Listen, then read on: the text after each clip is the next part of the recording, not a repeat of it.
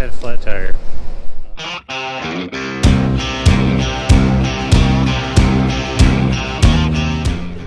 Good morning, we're just getting started here. Gotta run out quick and grease the closing wheels on this toolbar. Tractor boot up and let the display load up while we're doing that. Fueled it up just a little bit ago using my pickup. I've named it the Broken Creek 1500, you know, because it's 1500 pickup and it's not up under creek. I know, I'm clever. So, grease this stuff up quick and we'll get going. So we're just greasing these grease zerks on all the closing wheels. Some of them are a little loose. This one's tight. I might have to replace some bearings because some are loose. But that's an after-season project. It'll make it through the rest of what we have to do. Oh my goodness, if I can get it on there.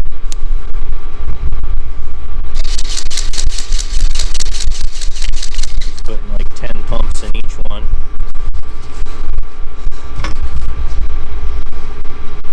So yeah, just do that to all of them. There's 32 of them across this place.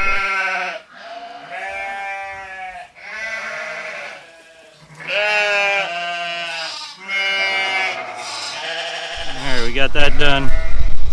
Just got to open the valves on this tank. Sure, our petcock's closed. Don't usually open these valves until I'm gonna start going. I hooked this tank up last night, but just in case anything were to happen, leave the tanks closed.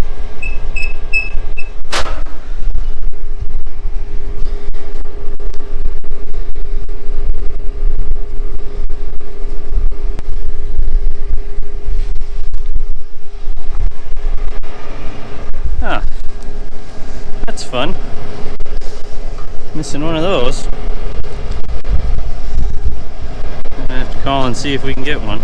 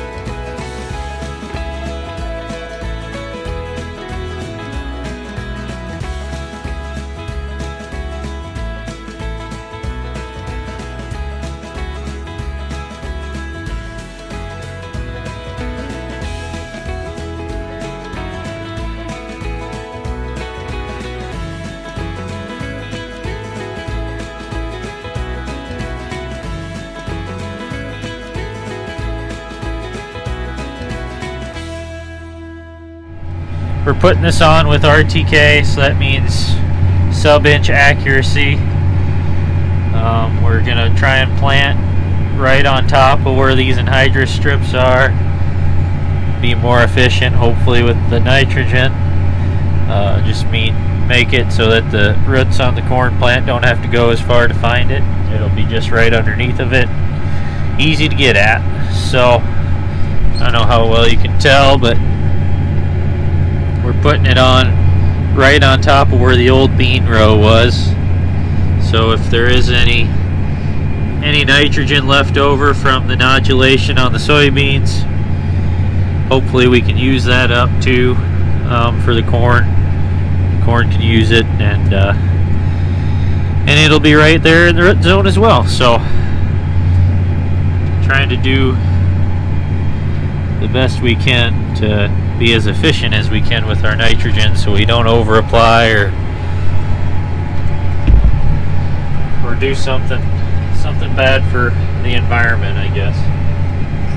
So obviously we don't want to over apply either, because nitrogen this year is extremely expensive, and I don't want to use more than I have to, so I'm trying to be as efficient as possible. And of course they'll tell you it's expensive because COVID this, COVID that, or maybe it's some sort of supply chain issue, whatever. But if we're being honest, corn's worth money. Farmers are making money. They know that. They're ready to be the first one in line to take it. Oh. So I had a flat tire on this tank. Just about done with this field. Thought we were going to finish this farm tonight, but that tire had other plans. So we ripped that off. I'm going to throw it in the bed of my truck quick, and we'll replace it tomorrow and keep going. Looks like it's fixed. Called them last night to see if they had any spares, and they said they'd be out in the morning to fix it. I still got their bad one in the back of my pickup, but I'll bring them out, or I'll bring it back to them some other day. Awesome. Alright, so we started on our last field of Anhydrous here. This is the farm that we combined early. Had them early beans on it, first thing we started on. So we're seeded that lime, spread lime, or I'm sorry, we spread the lime and then seeded the rye behind that, and yeah, it's come up pretty good right now. This is also the field we ripped part of it because there was some manure on it and some compaction issues. Now we're putting the anhydrous on, and it just looks beautiful. It just sealing beautiful. Just going into that rye, just beautiful. If you haven't gathered, it's beautiful.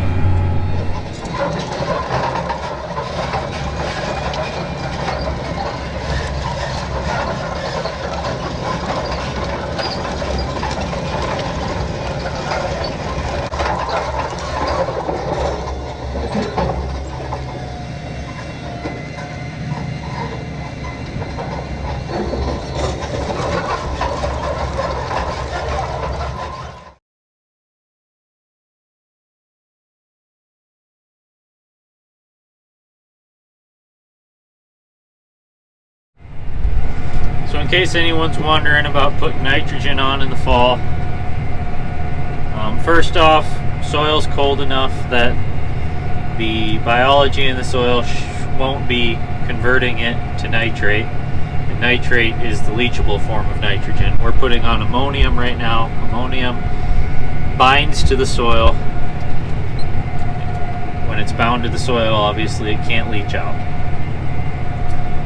On top of that, if for some odd reason the soil were to get warm throughout the winter, above 50 degrees, which is highly unlikely, but if it would, we put on a nitrogen stabilizer.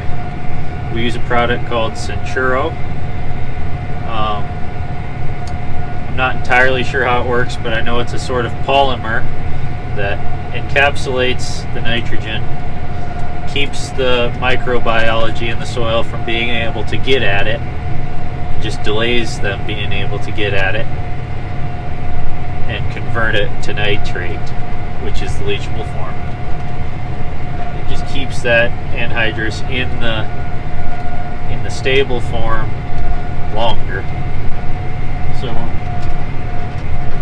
helps us take a little bit less risk to ever have any leaching, which again is pretty unlikely. And by the time that the soil warms up and it starts converting to nitrate, the plant will be there, we'll be using it up, and it'll have it used up before it ever gets a chance to leach out of the ground.